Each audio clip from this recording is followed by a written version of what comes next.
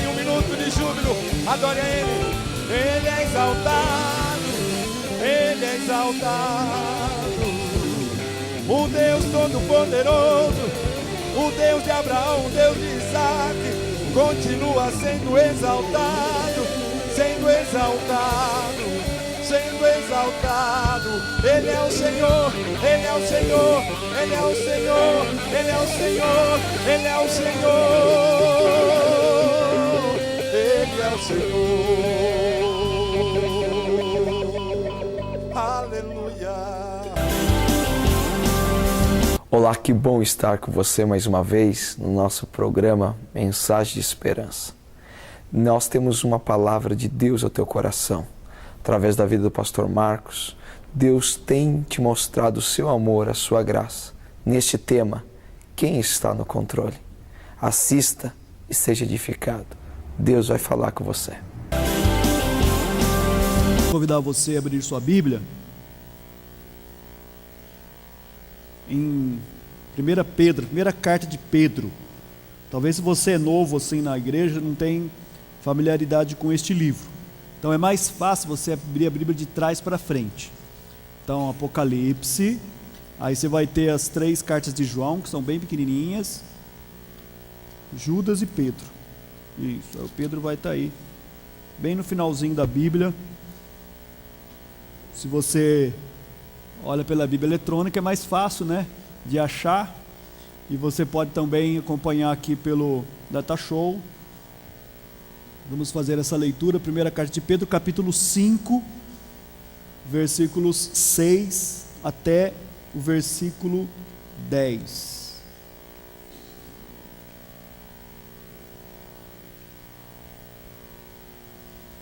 No tema da mensagem, que é quem está no comando? Quem está no comando? Vamos ler esse texto então, 1 Pedro capítulo 5, versículo 6 até o 10. Portanto, humilhem-se debaixo da poderosa mão de Deus, para que Ele os exalte no tempo devido. Lancem sobre Ele toda a sua ansiedade, porque Ele tem cuidado de vocês. Estejam alertas e vigiem. Algumas versões falam sede sóbrios. Porque o diabo, o inimigo de vocês, anda ao redor como um leão, rugindo e procurando a quem possa devorar. Resistam-lhe, permanecendo firmes na fé, sabendo que os irmãos que vocês têm em todo o mundo estão passando pelos mesmos sofrimentos. O Deus de toda graça, que os chamou para a sua glória eterna em Cristo Jesus, depois de terem sofrido durante um pouco de tempo, os restaurará, os confirmará, lhes dará forças e os porá sobre firmes alicerces. A Ele seja o poder para todos sempre. Amém. Glória a Deus. Esse texto tão glorioso que Pedro aqui está encerrando a sua carta, uma carta que ele escreve para a igreja, falando de algumas coisas importantes, e na sua conclusão ele faz algumas advertências.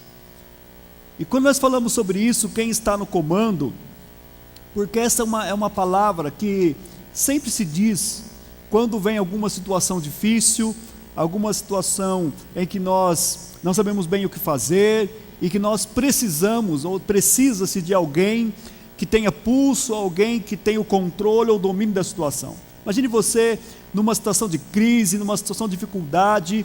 É comum as pessoas perguntarem: escuta, mas quem que está no comando disso aí? Quem está controlando tudo isso? Quem é o chefe? Quem é que manda aqui? Sempre que há uma situação há dúvida nas pessoas, em que há crises envolvidas, situações em que as pessoas precisam de alguém que tome o controle, que tome o comando, vem sempre essa pergunta: quem que pode fazer alguma coisa? Quem está no comando? Quem está ajudando? Quem está fazendo algo? Quem está liderando?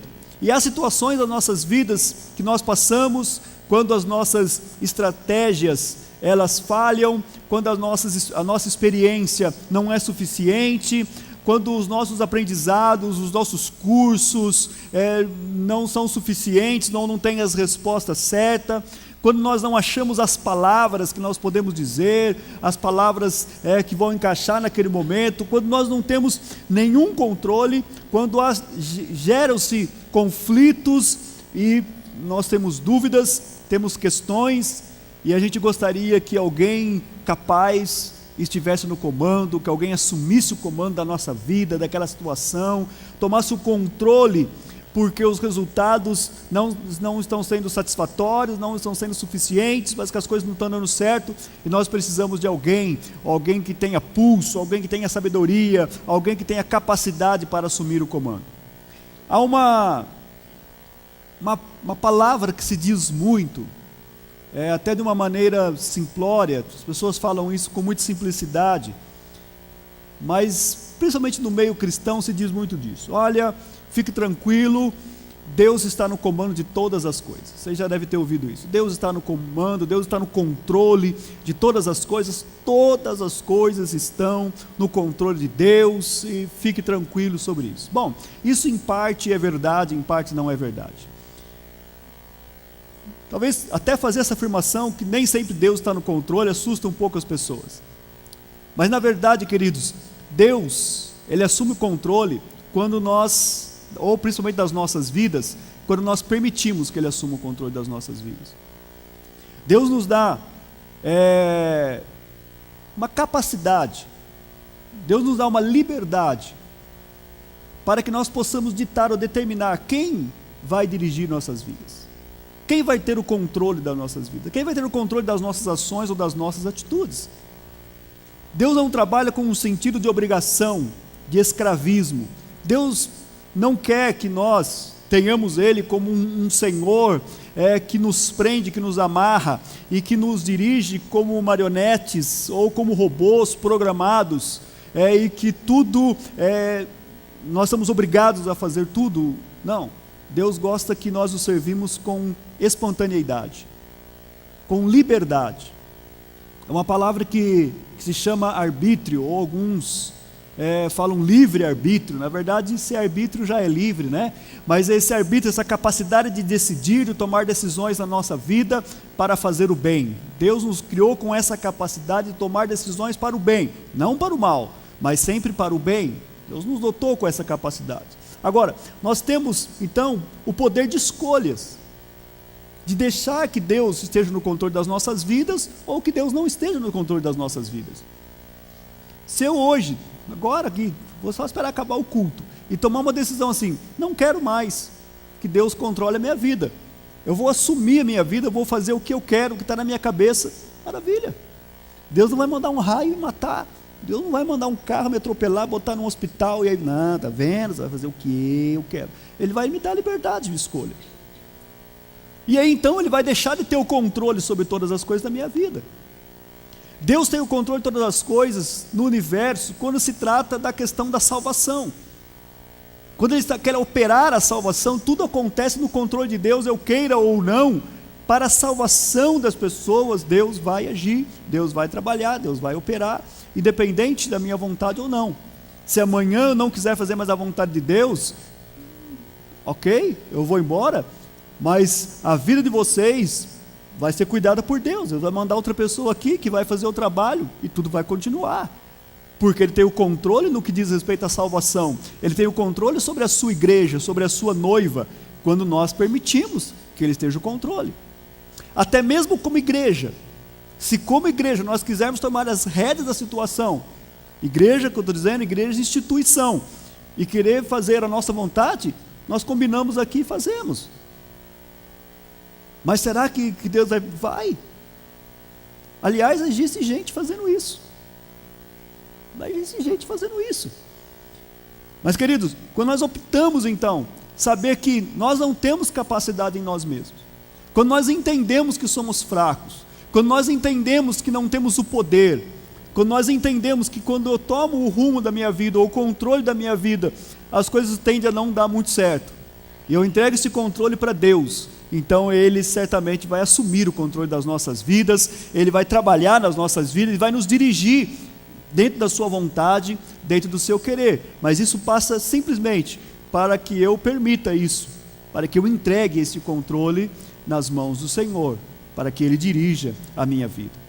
Quando nós falamos então essa palavra, nesses momentos de dificuldades, a primeira coisa que nós temos que saber é se você, se eu, já decidi entregar o controle de todas as coisas nas mãos de Deus. E esse texto que nós estamos falando aqui está falando disso, de uma entrega do comando, de uma entrega do controle. Caso contrário, Deus, não por falta de poder no sentido de capacidade, mas por causa do sentido moral e justo de Deus, que Ele não faz aquilo que Ele faz nada contra aquilo que Ele já determinou. Deus estabeleceu leis e princípios, e Ele moralmente, por ser justo e por ser reto, não pode contradizer os seus próprios conceitos, ou a sua própria força moral de retidão e de justiça. Por isso Ele não vai interferir na minha vida quando eu não desejo que Ele interfira na minha vida. Amém? Eu sei que você vai dizer, eu queria que Ele agisse mesmo sem eu querer, mas não é assim que Ele faz. Há uma necessidade de entrega, há uma necessidade de falar e estar na presença dEle. Nós vamos ver isso nesse texto aqui, porque Pedro começa falando algumas coisas, e a primeira coisa que ele começa falando é: portanto, humilhe-se debaixo da poderosa ou da potente mão de Deus. Potente mão aí é a mão que tem todo o poder, que pode fazer todas as coisas, uma mão que pode dirigir e não há nada que Ele não possa fazer. Mas para eu estar debaixo dessa mão poderosa de Deus, há uma necessidade que eu chamaria até de extrema, uma necessidade de estar humilde debaixo das mãos de Deus. Humilhai-vos, pois, debaixo da mão de Deus. E para a gente entender isso aqui, nós temos que pensar um pouquinho sobre esse conceito do que é humilhar-se. Algumas pessoas pensam que humilhar é simplesmente um prostrar, é simplesmente vir e ajoelhar, que humilhar então seria uma situação assim, de eu ser simples, de eu não ter racionalidade, de eu não ter inteligência. Então é aquela pessoa que às vezes nós olhamos, está mal vestida, é pobre, ela não tem uma formação, você diz assim, é uma pessoa muito humilde. Isso não é verdade. Conheço pessoas muito pobres e muito orgulhosas. Pessoas que não têm nenhuma formação e são extremamente orgulhosas. Conheço muitas pessoas que têm muitas posses, têm grande formação e são humildes. Porque humilhar é um estado de dependência. Quando humilhar é eu saber que eu não sou o suficiente em mim mesmo, e que eu dependo de outros, e principalmente com relação a Deus, humilhar é saber que eu dependo e que eu preciso de Deus na minha vida. Isso é humilhar. E quando a Bíblia fala assim, humilhai-vos, pois, debaixo da potente mão de Deus, ele está dizendo assim, saiba que você se torna dependente de Deus. É a primeira coisa.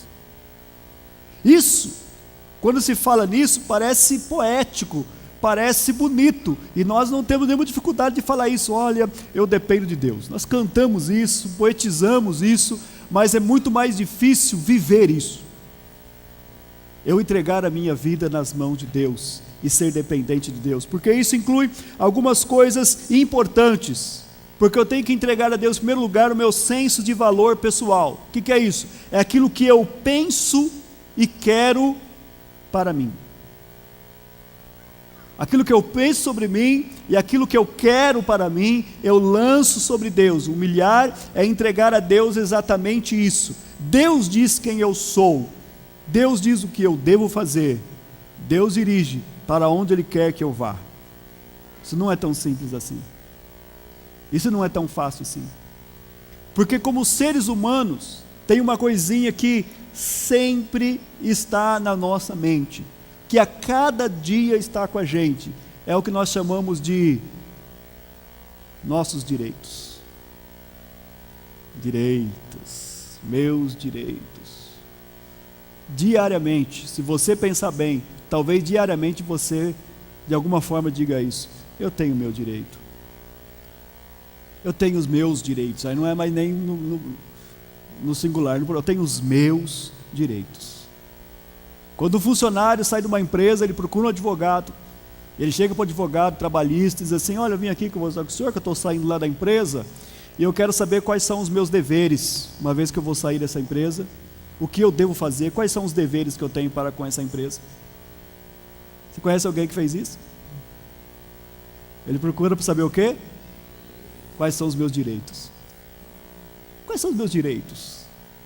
Tem algum direito aí que eu nem sabia, que de repente, principalmente se eu ganhar alguma graninha aí, um negocinho que dá para fazer aí, não tem no livrinho do senhor aí, seu doutor?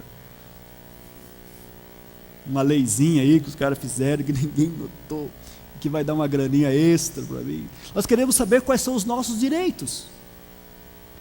Mas, independente disso, que existem direitos que estão aí constituídos para a gente, nós temos que saber que com relação a Deus, e quando nós entregamos nossas vidas nas mãos de Deus, é um abrir mão dos nossos direitos.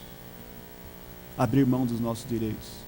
E Jesus foi um exemplo disso. Ele tinha muitos direitos. Como Deus, como Filho de Deus, como Deus homem, ele tinha direitos e mais direitos. Ele tinha direito de ser servido, ele escolheu servir. Ele tinha direito de viver para sempre, porque ele não tinha pecado, mas ele escolheu morrer em nosso lugar. Ele tinha direito a anjos virem e destruir gente, ele abriu mão do direito pelo amor que ele tinha pelas pessoas. Ele tinha direito de julgar, ele escolheu perdoar. Ele tinha direito de condenar e afastar, ele escolheu acolher pessoas. Ele escolheu aceitar pessoas. Ele é o que mais entende sobre abrir mão de direitos, foi Jesus. E quando nós entregamos a nossa vida na mão de Deus, humilhando-se debaixo das potentes mãos de Deus, inicia exatamente por isso, é eu abrir mão daquilo que eu entendo, que eu penso ser os meus direitos. Meu direito já era. A vontade de Deus é o que importa. O que Deus quer é o que importa. Isso é o início para que Deus esteja no comando. Você quer Deus no comando da sua vida, sim ou não? Quer Deus no controle da sua vida, sim ou não? Comece a aprender a abrir mão dos seus direitos com relação a Deus. E permita que a vontade dele seja feita na nossa vida, assim como você já orou alguma vez, ou rezou, se você não era ainda evangélico, ou o Pai Nosso. Pai nosso que estás no céu, santificado seja o teu nome, venha a nós o teu reino, seja feita a tua vontade, assim na terra como no céu. Dizer isso é muito fácil, viver isso é muito difícil. A vontade dele na terra é dirigir toda a minha vida. A vontade dele no céu é dirigir o mundo espiritual em todas as coisas, me cercando com a sua vontade, com o seu querer. E tem uma coisa, Tiago 4,8 fala que Deus resiste os soberbos, mas ele dá graça aos humildes. Por isso a forma ou o caminho para eu humilhar debaixo da potente mão de Deus é a própria graça de Deus. Como eu posso ter esse sentir de humilhar-se debaixo das mãos de Deus? Pela graça dele. É a graça que faz isso. Graça é a noção que eu tenho, que eu não tenho capacidade em mim mesmo, mas que ele me dá essa capacitação, que ele me dirige para fazer isso exatamente como ele quer. Então o texto bíblico diz: humilhai-vos debaixo da potente mão de Deus, para que a seu tempo ele vos exalte. Olha que interessante isso. Porque no sentido normal e natural, nós gostamos da exaltação. Gostamos de ser exaltados. Quem aqui gosta de ser exaltado? Diga aleluia. Aleluia. Só eu vou dizer? Você não gosta não? De ser exaltado não? Não gosta, querido? Quem aqui gosta de ser exaltado, diga aleluia. Ah, bom. Nós que gostamos, querido. Imagine seu chefe na empresa chegar para você: olha, eu tenho muitos funcionários aqui, muito competentes, mas você é a pessoa da minha confiança, que eu vejo que tem mais capacidade, e eu vou te colocar sob a chefia geral do departamento aqui da empresa. Você fala: ah, eu não quero não o negócio, é ruim, eu sou humilde. Você gosta, meu filho? Você faz a prova lá na escola e o professor chega assim: ó, todo mundo foi mal, mas ele, aí põe o dedão na sua cara assim, tirou 10. Aí, Ô professor, se eu soubesse que eu ia ser exaltado assim, eu tinha feito umas erradas aí para eu tirar nota ruim. Nós gostamos, querido, nossa vida da exaltação. E a exaltação faz parte do padrão de Deus. Não, mas a exaltação é coisa ruim. Não é, irmãos. O problema da exaltação ruim é quando nós queremos exaltar a nós mesmos. É quando eu quero engrandecer a mim mesmo. Quando meus próprios lábios querem me louvar. A Bíblia diz que outros lábios te louvem, não o seu. Mas é bom quando você recebe de Deus a exaltação. O texto bíblico diz isso: humilhe-se debaixo das mãos de Deus, porque no seu tempo Ele vai te exaltar. Ele vai te exaltar. Exaltar não é te pôr orgulhoso, mas é uma recompensa de Deus por você permitir que Ele esteja no controle da sua vida. E a exaltação de Deus na nossa vida, queridos, muitas vezes não é como nós vemos ou como o homem vê, mas é no conceito do que Deus vê. Se você olhar a vida de um personagem bíblico chamado Paulo, a aparência que dá é que aquele homem terminou a sua vida sem nenhum sentido, preso. Na última defesa dele não tinha ninguém o acompanhando. O homem dos personagens bíblicos que mais ganhou almas, que mais abriu igreja, que mais formou obreiros, ele escreveu dizendo: na minha última defesa, ninguém me acompanhou. Ele estava sendo julgado nos tribunais romanos, e os irmãos, ninguém foi lá apoiá-lo. Ele termina sozinho, numa prisão. Depois é libertado, vai viver numa casa alugada, como um prisioneiro, em regime aberto. Ali ele acaba a sua vida. Qual que foi a exaltação de Deus na vida dele? As cartas e os escritos deles estão na nossa Bíblia até hoje. Nós falamos isso, como disse o apóstolo Paulo, como ensinou o apóstolo Paulo. Passaram-se quase 2000 anos e nós continuamos falando do apóstolo Paulo. Deus o exaltou ou não? Sim. No padrão de Deus. É por isso que o texto diz que ao seu tempo Ele vos exaltará.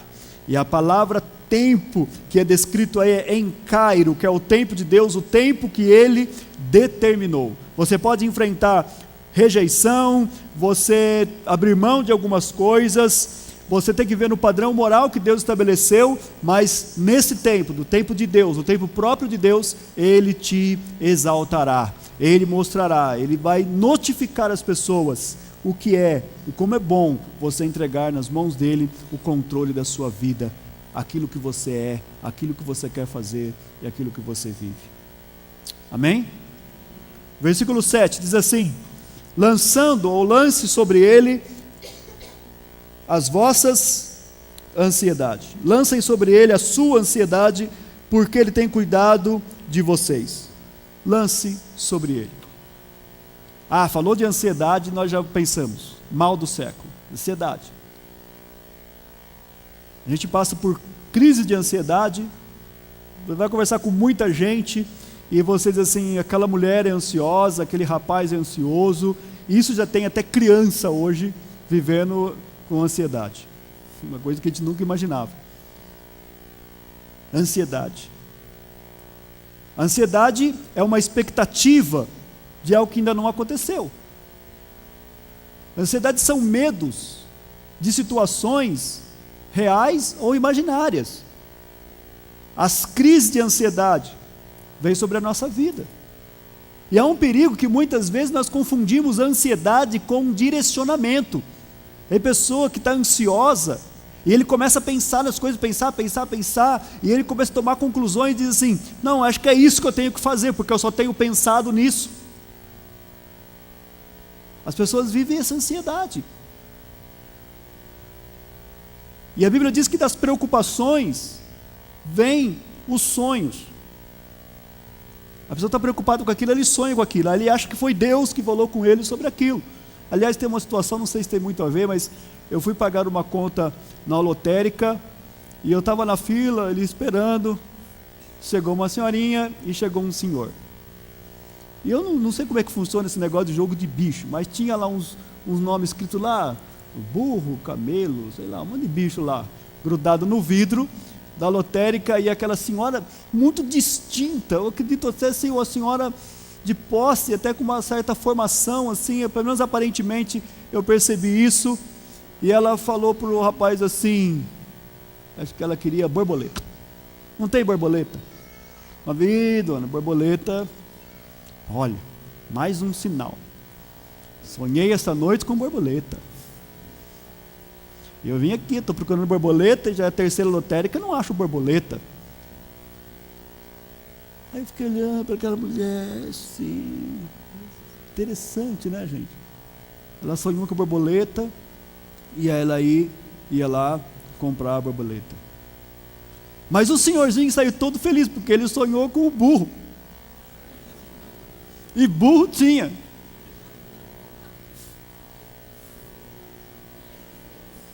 Estou querendo dizer nada.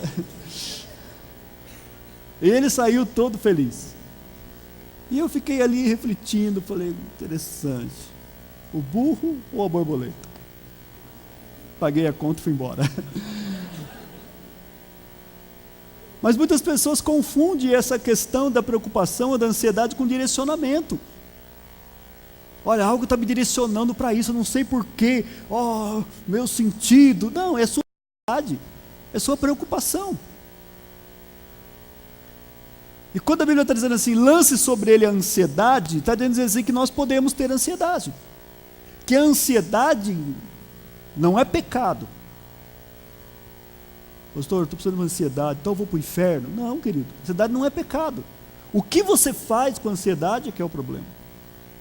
E o conselho da palavra de Deus com relação à ansiedade é, lancem sobre ele.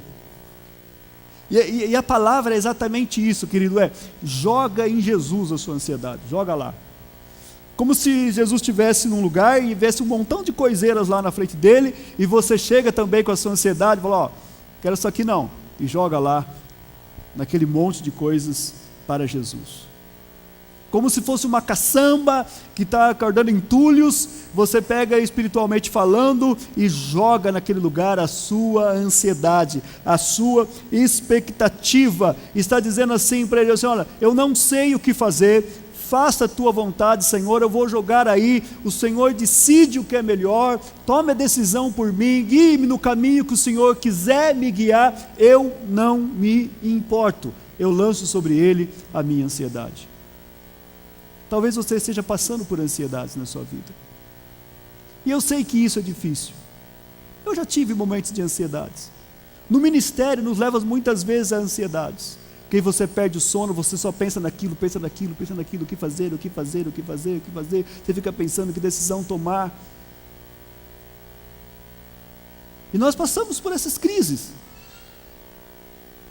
E o melhor disso, querido, é quando nós vamos aos pés do Senhor, sinceramente nos derramamos sobre Ele, dizemos, Senhor, eu vou lançar sobre Ti, e eu vou crer que o Senhor vai fazer o melhor, e o que o Senhor fizer, aliás, é o melhor, e eu vou aceitar isso humildemente, aquilo que o Senhor decidir fazer, aquilo que o Senhor quiser fazer, eu vou aceitar como sendo o melhor para a minha vida, mesmo que não seja o que eu penso, mesmo que não seja o que eu quero, eu lanço diante de Ti.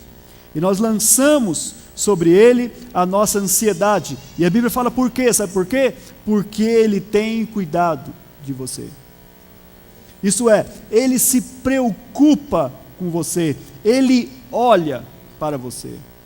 Mais uma vez eu quero deixar muito claro isso para vocês, queridos, porque nós temos a ideia de um Deus extremamente ocupado, que tem uma agenda sobrecarregada, um Deus que precisa estar o tempo todo com seus assessores, conversando, fazendo reuniões, decidir o que fazer com a camada de ozônio, com o problema dos planetas, com os problemas ecológicos, com os animais em extinção, como defender a floresta amazônica, o que fazer com a Dilma, o que fazer com a gente, o que fazer com a água que está faltando em São Paulo, e Deus está com tantos problemas, com tantas dificuldades, e agora nós vamos lá incomodá-lo por causa de um probleminha com o nosso filho.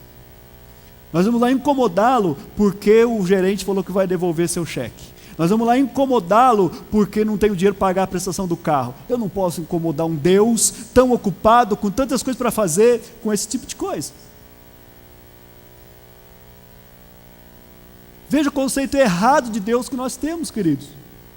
Temos que saber primeiramente que o nosso Deus é um Deus pessoal. Sabe o que significa? É como que existisse Deus só para você. Quando a Bíblia diz que Ele tem cuidado de nós, é que Deus está o tempo todo o tempo, pensando e trabalhando por você.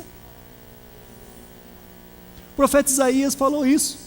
Desde a antiguidade não se ouviu, desde agora não se viu um Deus como o nosso, que trabalha em favor daqueles que nele esperam. Deus está trabalhando por causa de você e por você. O tempo todo. Mas como é que Ele faz? Você não vai saber como Ele faz, porque Ele é Deus. Nós somos homens. Ele é Deus. Ele pode, Ele tem capacidade para isso, de cuidar dos bilhões de pessoas e cuidar da gente, individualmente. Ele é um Deus do todo aquele e é um Deus de cada um de nós.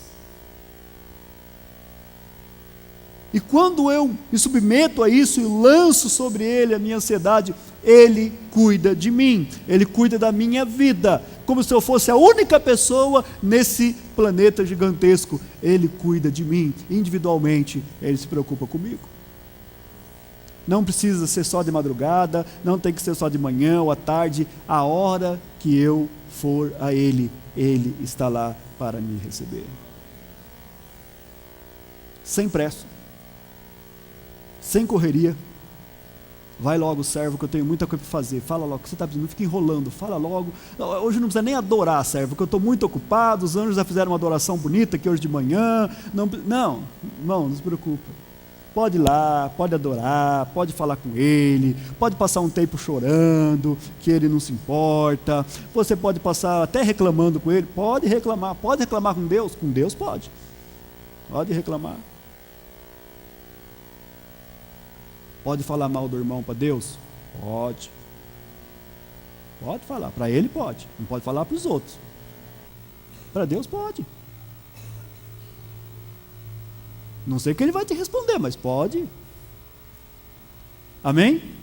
Lance sobre Ele, que Ele cuida de você. Finalmente, sede sóbrios e vigiai.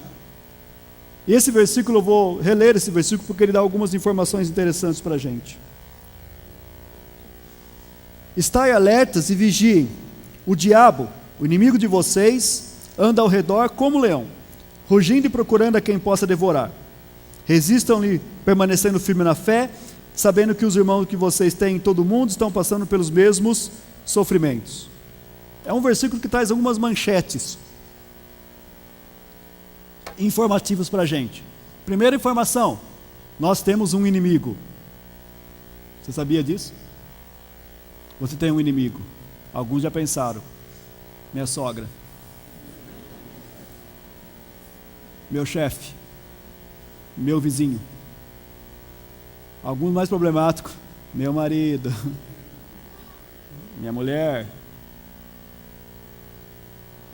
O texto diz que você tem um adversário. Ele se chama o diabo. Há dois perigos com relação ao diabo: o de superestimar e o de subestimar. Superestimar é aquelas pessoas que tudo é o diabo. A criança começa a chorar, é o diabo. Não, ela está com cólica. Não deu certo alguma coisa, é o diabo. O diabo é sujo. Aquela velha frase que eu já falei aqui: o inimigo está furioso. Eu pergunto, quando é que ele está calmo?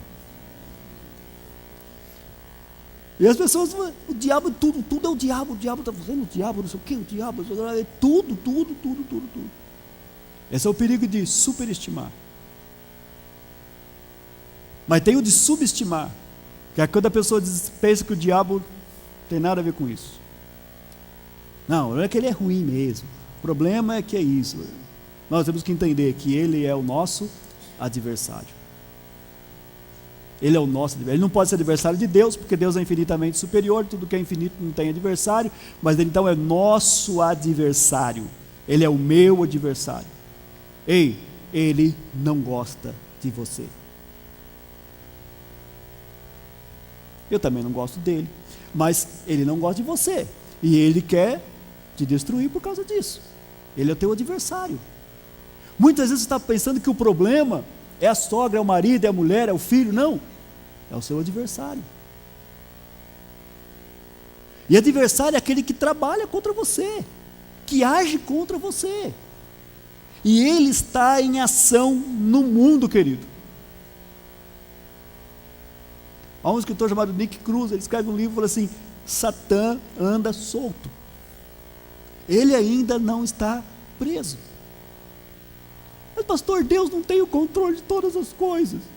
Quando não está na mão dele, ele não tem. E o diabo age onde Deus não está no controle. Por isso, aprenda a colocar as coisas no controle de Deus. Você que é pai, que é mãe, todo dia, Deus, meus filhos estão nas tuas mãos.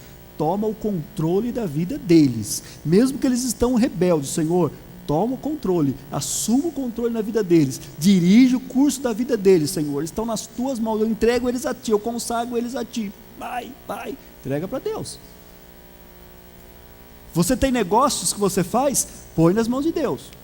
Senhor, eu estou aqui administrando, mas esse negócio é seu, essa empresa é sua, esses clientes são seus, Senhor, me ajuda aí, toma o controle de tudo, Pai, do escritório, desde quem atende, toma o controle. Você trabalha lá numa empresa, lá é empregado, é funcionário, tem o gerente da empresa, tem o dono da empresa, mas todo dia entregue nas mãos de Deus. Senhor, tome o controle aqui, assuma o controle aqui, repreenda o adversário dentro onde você trabalha, os locais onde você vai. Você tem essa autoridade dada por Deus. Chega lá na sua sessão, no seu escritório, seja onde for, não precisa gritar, não precisa levantar a mão, não precisa bater o pé, não precisa fazer aviãozinho, não precisa fazer nada disso. Silenciosamente, ou bem baixinho, fala com Deus: em nome de Jesus, toda potestade, toda autoridade, eu desfaço em nome de Jesus. Fala baixinho, nem vai ver você falando. Não, pastor, o diabo tem que gritar. Não tem que gritar. Repreenda. Declare o poder de Deus, a autoridade de Deus ali naquele lugar. Ele é o teu adversário. Primeira informação: quem é o seu adversário? É o diabo. Segunda, aonde ele está? Ao nosso redor. Ao nosso redor. Isso é, ele está perto. Ele está perto da gente. O diabo está lá no inferno. Ele não é onipresente, mas ele age através dos seus agentes, que são os demônios. Eles estão agindo, querido. Onde você vai? Onde você está? Uma vez, eu já contei isso aqui, eu estava lendo um livro, não me lembro agora o nome do livro, mas ele falava um pouco sobre isso, sobre a ação de Satanás. E eu acreditei que eu trabalhava no banco, e a agência do banco ficava ali onde é a Banes hoje, aqui em Berço, no centro. E eu estava trabalhando no caixa, e estava um dia bem tranquilo, e eu comecei a falar: Deus, uma oração doida assim, não faça essa oração, não é bom. Me mostra um pouco sobre esse mundo espiritual, dessas ações demoníacas. A gente tem fase na vida espiritual que você passa por essas leituras assim e tal. Eu fiz uma oração sincera para Deus assim e tal. Mas foi interessante, porque foi como se tivesse um vislumbre assim, e tudo sumiu do meu redor, e eu comecei a perceber como que uma nuvem estava vindo. E eu estava racional, não estava delirando nada. Na minha racionalidade eu comecei a imaginar: deve estar vindo aqui o pior feiticeiro, macumbeiro dessa cidade. E eu fiquei expectativa, a agência tinha um vidro na frente, imaginando a hora que ele vinha chegar. Por incrível que pareça, quando apareceu no vidro, era o pastor da minha igreja. Aí eu falei: Deus, o que é isso? Que negócio é esse? E aí eu entendi pelo Espírito Santo de Deus, que é onde há mais resistência, há mais força a operar. Os ataques são maiores. E que aqueles que já estão no domínio dele, ele não precisa investir muito. Ele está investindo contra quem ainda ele não tem o domínio. Isso é lógico, todas as estratégias de luta e de guerra é isso. Quem você já dominou, não precisa muito esforço. Mas quem não dominou, ele precisa investir mais. Queridos, aquilo me deixou muito preocupado e me fez vigiar mais. Aí a Bíblia fala para a gente: estejam alertas, porque esse adversário, ele está ao seu redor. Irmão, essa história que o diabo fica longe, passa 3 quilômetros de você, que ele não pode chegar perto de você, não vai nessa conversa. Ele está ao teu redor todo dia. Todo dia. Nós podemos definir domínios para ele, onde ele pode chegar, onde ele não pode chegar, mas ele vai continuar insistindo e estar perto de você. E o momento que você deixar de vigiar, ele vem para te devorar. Ô pastor, que coisa ruim. Quem ele é o diabo. Onde ele está? Ao nosso redor. Como ele age? Nesse texto fala que ele age como um leão. Ele sempre imita Jesus. Jesus é o leão da tribo de Judá, todo poderoso, ele parece um leão. Algumas formas que ele se apresenta. Ele pode aparecer como serpente, como ele apareceu no Éden, com o sentido de seduzir para corrupção moral. Serpente tem esse sentido. Ele pode se manifestar, e a Bíblia fala isso, que muitas vezes ele se manifesta como anjo de luz. Como anjo de luz. Ele faz isso para seduzir ou para enganar a esfera espiritual. Algumas vezes ele sobe no púlpito, ele prega a palavra, algumas vezes ele ensina a gente, ele direciona as pessoas para as heresias, para os falsos ensinamentos. Ele age como um anjo de luz. Alguém que parece que é maravilhoso. E ele age também como leão. O sentido do leão é aterrorizar. Quando ele se manifesta rugindo, as pessoas ficam com medo. Mas é como leão. E quando ele vem rugindo sobre a nossa vida, você não precisa temer, porque quem está no controle é Jesus. Ele vai rugir. Quem ele é o diabo, onde ele está, ao nosso redor, seu modo de agir, como um leão, ele quer aterrorizar. E o que ele quer fazer? Nos devorar. Nos devorar. Rugindo como um leão, procurando a quem possa devorar, a quem possa tragar. Querido, me permita falar isso para você. Nesse domingo que você veio aqui, tal, feriadão. Oi, Satanás está interessado em destruir você. Por isso, sede sóbrio. Vigia.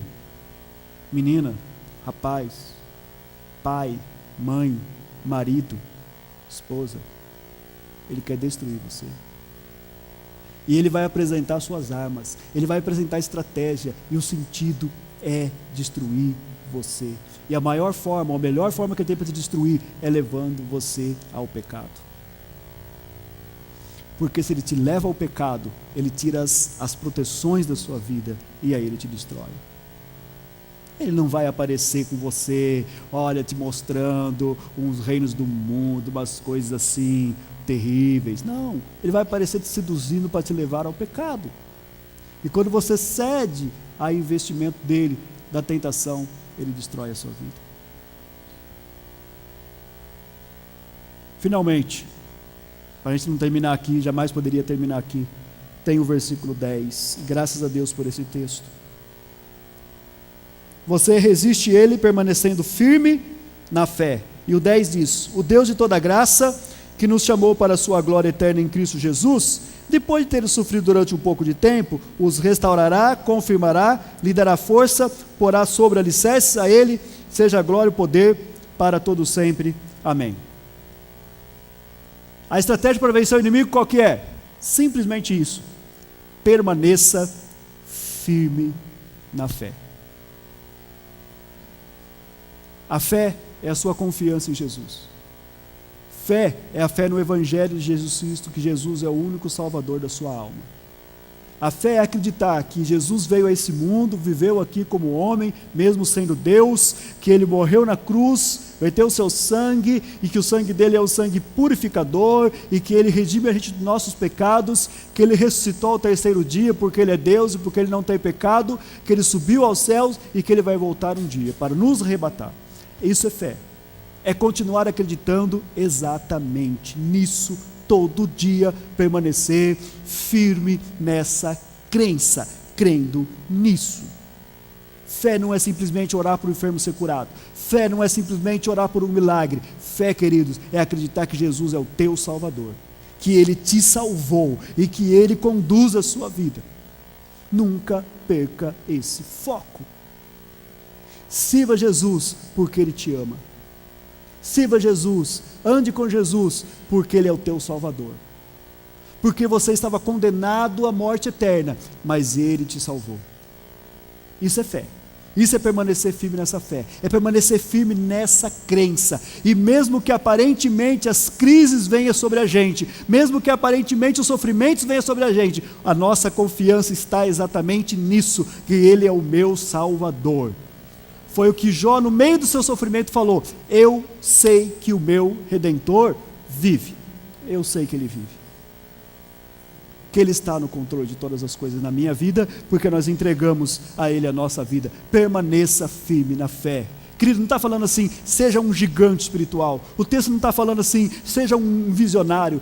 Não, está falando assim, permaneça firme na fé. Ano que vem, firme na fé. 2020, firme na fé.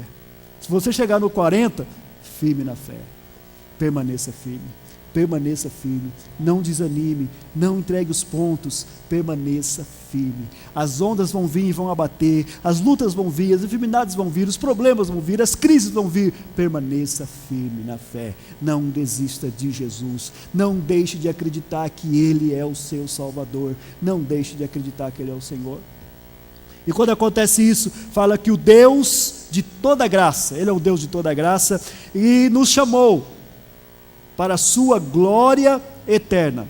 E aí ele faz um contraste, dizendo assim: depois de padecer um pouco, você tem uma glória eterna, mas sofrimento é um pouco. Pastor, mas já estão 7 anos. O que é 7 anos diante da eternidade? Já são 50 anos. O que são 50 anos diante da eternidade? Mas eu estou sofrendo já fazem 70 anos. O que são 70 anos diante da eternidade? Esse Cristo Jesus, Ele nos chamou para a sua glória eterna. Não para uma glória passageira, não para uma glória momentânea, mas para uma glória eterna. Eternidade significa para todo sempre. Você não entendeu isso, né, querido?